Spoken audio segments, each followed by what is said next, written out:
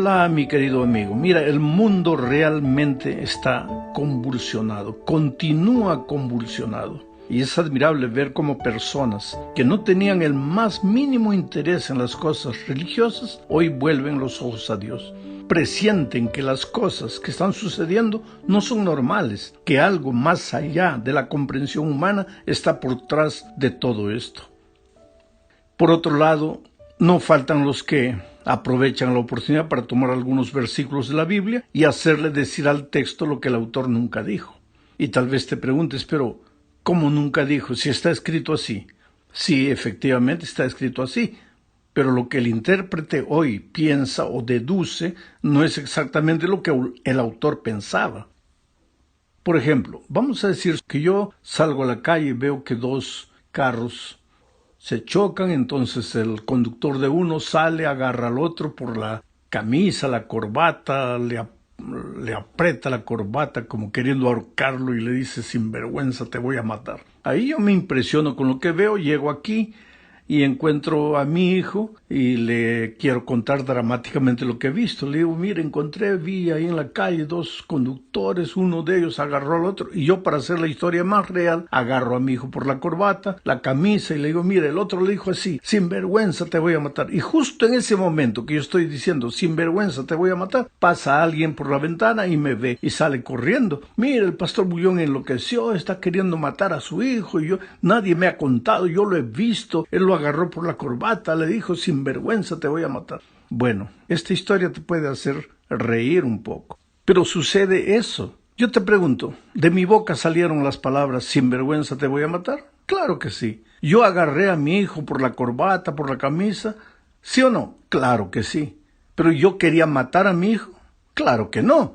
Yo solo le estaba contando una historia. Pero entonces el que pasó por la ventana no escuchó el contexto de la historia. Agarró solo el momento en que yo estaba apretando la corbata de mi hijo y diciéndole: sinvergüenza, te voy a matar. Y con eso salió diciendo que yo estaba loco y que quería matar a mi hijo. Bueno, con la Biblia sucede más o menos la misma cosa.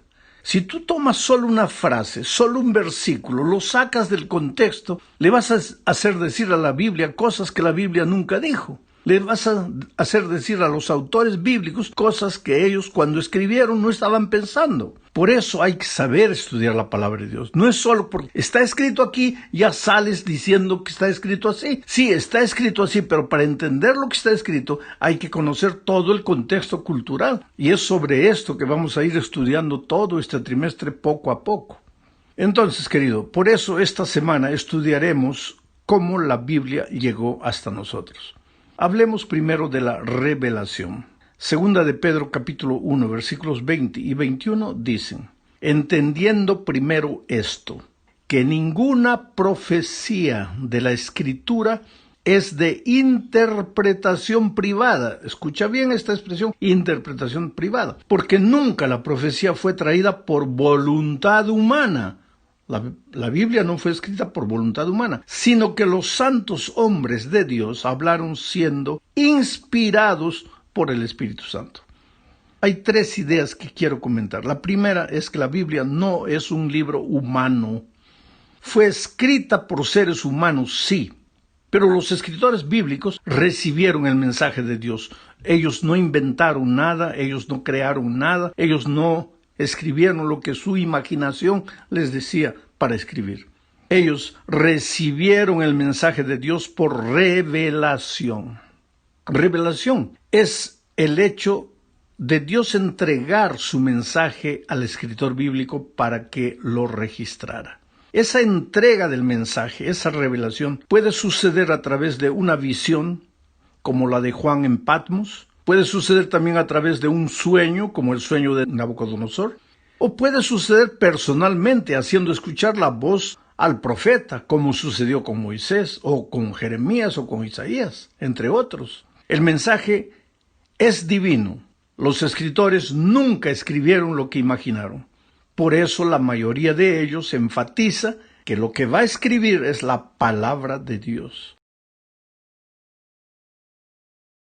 Por otro lado, no todo lo que está en la Biblia fue revelado en forma directa o sobrenatural, sueños, visiones o personalmente, no. A veces Dios utilizó a escritores bíblicos que investigaron cuidadosamente las cosas y usaron otros documentos existentes, como en el caso de Lucas.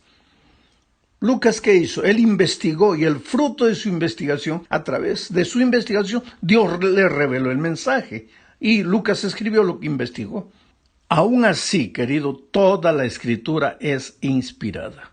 Ahora, siendo que la Biblia no fue escrita por iniciativa humana, tampoco puede ser de interpretación privada. Quiere decir, no se puede sacar conclusiones por el simple gusto de una persona. La opinión particular debe someterse a algunos principios de interpretación bíblica. El tercer pensamiento es que el Espíritu Santo inspiró a los escritores al escribir y puede también iluminarnos al tratar de entender. Esto nos lleva al siguiente punto de nuestro estudio. Aquí, en la parte 2, veremos el trabajo de inspiración del Espíritu Santo. Ya que Dios utiliza el medio del lenguaje para revelar su voluntad al hombre, la revelación divina se puede escribir. Pero el ser humano es apenas un ser humano, y como todo ser humano, pues está sujeto a cometer errores, aun siendo el mensaje divino. El ser humano, sujeto a su humanidad, puede transmitirlo de manera equivocada.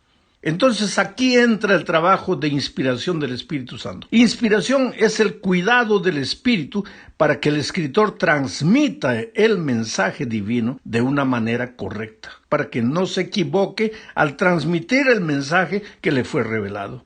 Usando palabras humanas, sí, pero sin cometer errores humanos. Esta es la razón por que se puede encontrar una unidad asombrosa en lo que dicen los diferentes 40 escritores bíblicos. Parece una armonía. ¿Por qué? Porque el mismo Espíritu inspiró a los 40. Ahora, segunda a Timoteo 3, 16 y 17 dicen: toda la Escritura es inspirada por Dios y útil para enseñar, para redarguir, para corregir, para instruir en justicia, a fin de que el hombre de Dios sea perfecto, enteramente preparado para toda buena obra. Yo quiero que pienses en esta expresión: toda la Escritura es divinamente inspirada, aunque no todas las partes sean igualmente inspiradoras. Por ejemplo, el incesto de Lot con sus hijas, ¿es inspirador? No. ¿El adulterio y asesinato que David cometió es inspirador? No. ¿Qué inspiración nos pueden traer esos incidentes grotescos? Nada. Y sin embargo, los escritores no escribieron todo eso porque ellos decidieron hacerlo, sino porque recibieron la orden divina para hacerlo. Toda la Escritura es inspirada. Pero ¿por qué los escritores registraron esos incidentes que no inspiran nada? Porque Dios quiere hablar al ser humano y mostrarle al ser humano que en la vida del hombre no todo es maravilloso, que en la Biblia y en el mundo y en la historia pasada no existieron solamente hombres buenos que anduvieron en los caminos de Dios, sino que también hubieron hombres que cometieron errores terribles, pero que se levantaron y continuaron la caminata con Cristo. Y esto nos trae inspiración, no lo que los hombres hicieron, sino la manera como ellos se levantaron a pesar de haber caído. Esto nos trae esperanza. Esto nos muestra que aunque nosotros fallamos, también hay oportunidad para levantarnos y continuar caminando con Cristo.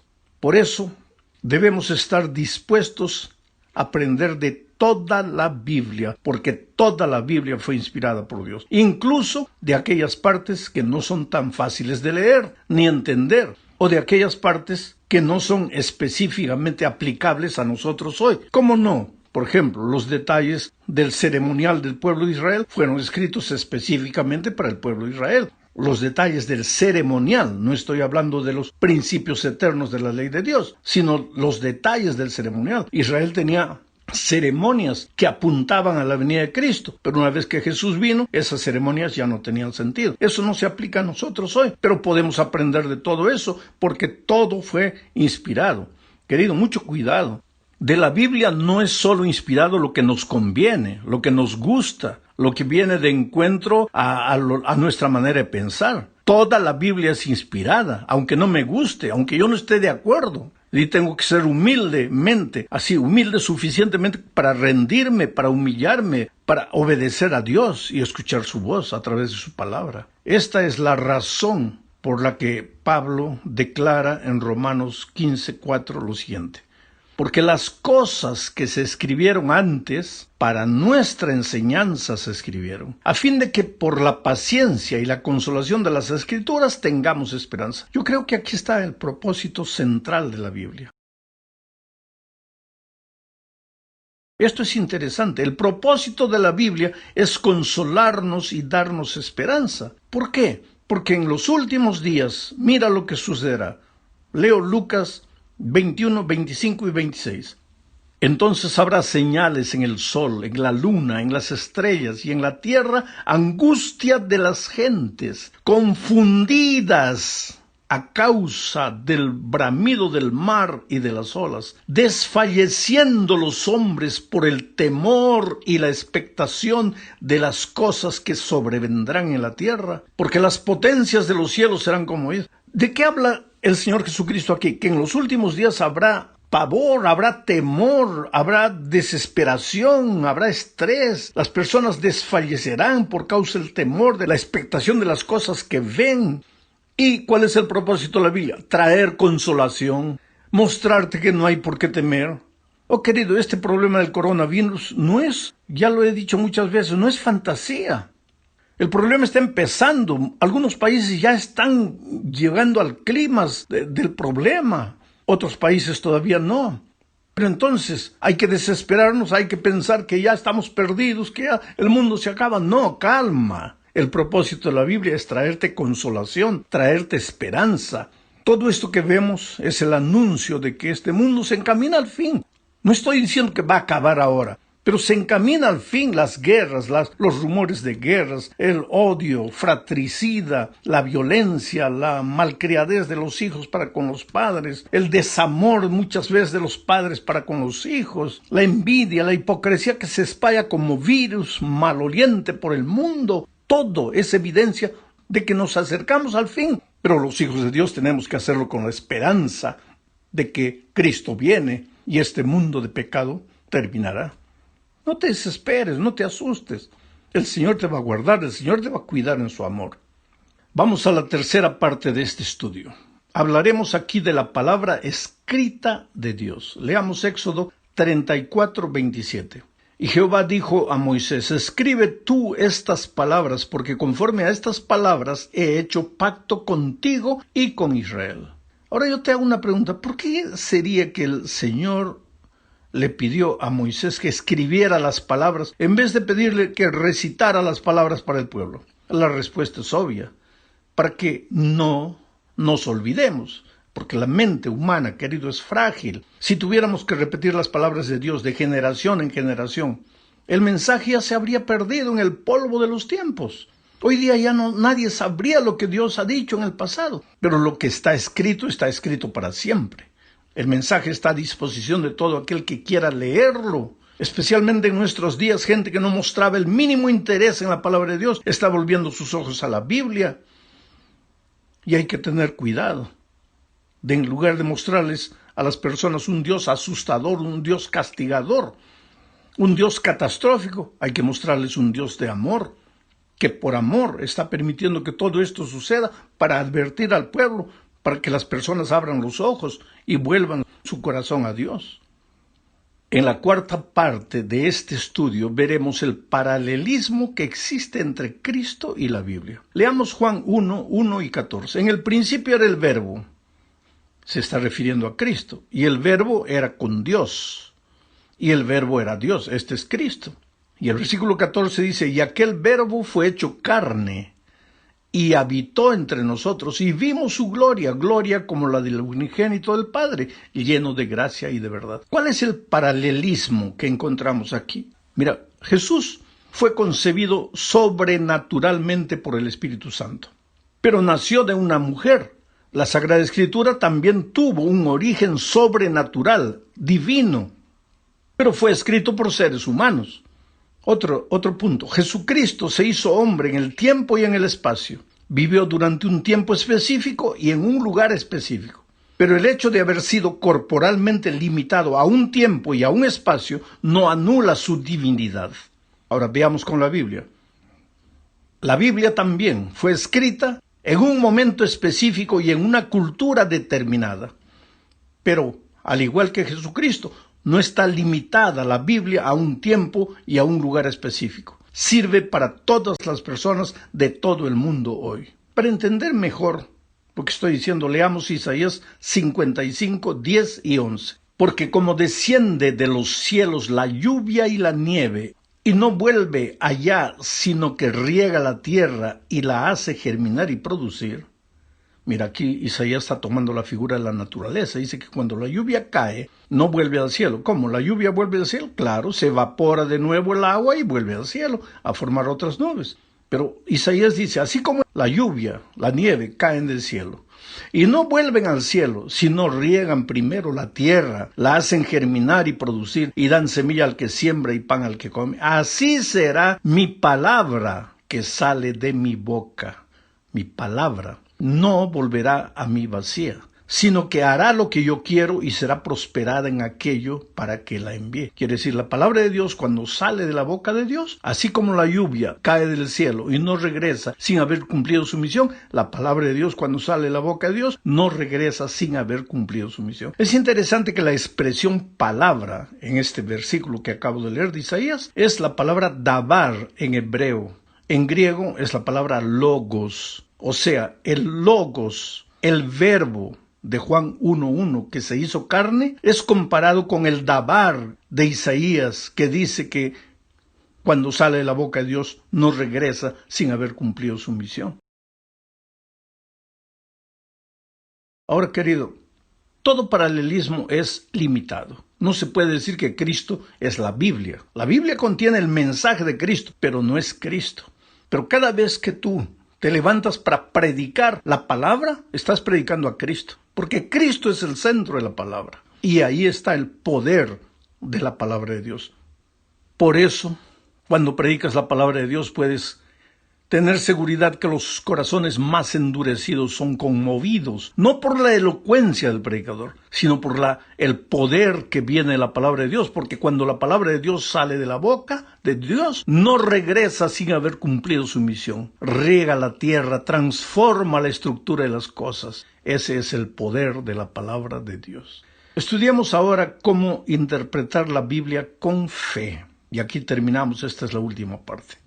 Hebreos 11:6 dice, pero sin fe es imposible agradar a Dios porque es necesario que el que se acerca a Dios, o sea, el que estudia la palabra de Dios, el que se acerca a Dios a través de la Biblia, crea que le hay y que es galardonador de los que le buscan. Para entender mejor todo esto, tengo que decir que los primeros 5 versículos de Hebreos 11 definen el concepto de fe y presentan 2 ejemplos de hombres de fe. El primero es Abel, que fue muerto por causa de su fe. Y el segundo es Enoc, que fue trasladado vivo al cielo por causa de su fe. En otras palabras, la fe no te garantiza que no tendrás momentos difíciles, como Abel, por ejemplo, que por causa de su fe murió.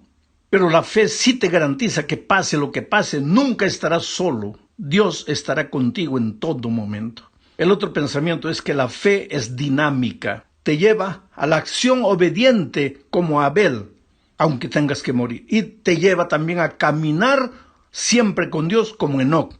Por eso hoy necesitamos andar con Dios. ¿Y cómo se anda con Dios? Estudiando la Biblia todos los días, viviendo en espíritu de oración y buscando otra persona para traerla a Jesucristo.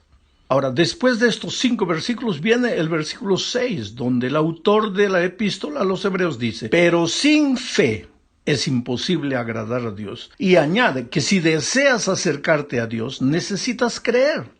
La fe, querido, es el ingrediente básico para entender la palabra de Dios. Si te acercas de la Biblia con escepticismo o solo para tratar de encontrar incoherencias a fin de criticarla, con toda seguridad no vas a entender nada y tu corazón se va a endurecer cada vez más y más. El propio Señor Jesucristo dijo en Mateo 13, 11 al 16 lo siguiente: porque a vosotros os es dado saber los misterios del reino de los cielos. ¿Quién vosotros? Los sinceros, los humildes, los que se acercan a la Biblia con fe. A ellos se les ha dado saber los misterios del reino de los cielos.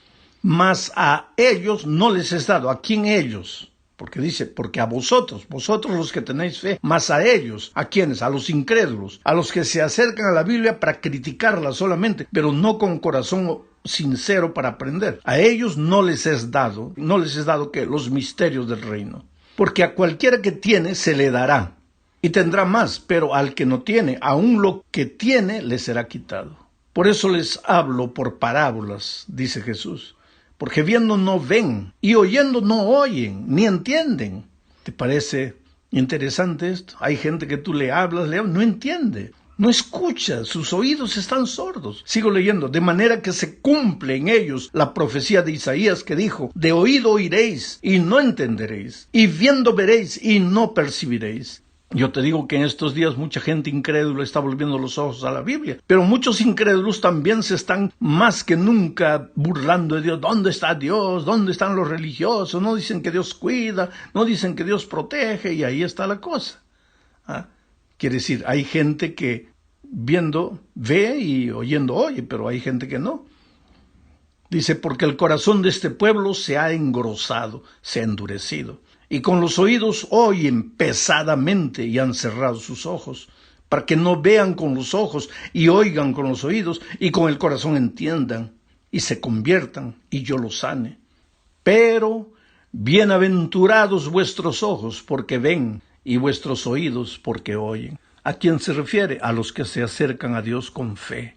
Hoy más que nunca tienes que abrir la palabra de Dios, no para buscar versículos que asusten a la gente en este tiempo de crisis. Tienes que acercarte a la palabra de Dios para encontrar al Dios amor que siempre te amó, siempre te esperó, siempre te siguió, siempre te persiguió. Y tú fuiste corriendo y postergando tu decisión y diciendo el próximo año. El otro día encontré una muchacha en el aeropuerto vendiendo en las tiendas libres de impuestos. Cuando me vio empezó a llorar, dice, ay pastor, yo fui de la iglesia, hoy estoy lejos. Bueno, querida, a ti y a todas las personas como tú, que un día estuvieron en la iglesia y hoy día están lejos, yo les digo, en el nombre de Jesús regresen, ya no hay tiempo para perder.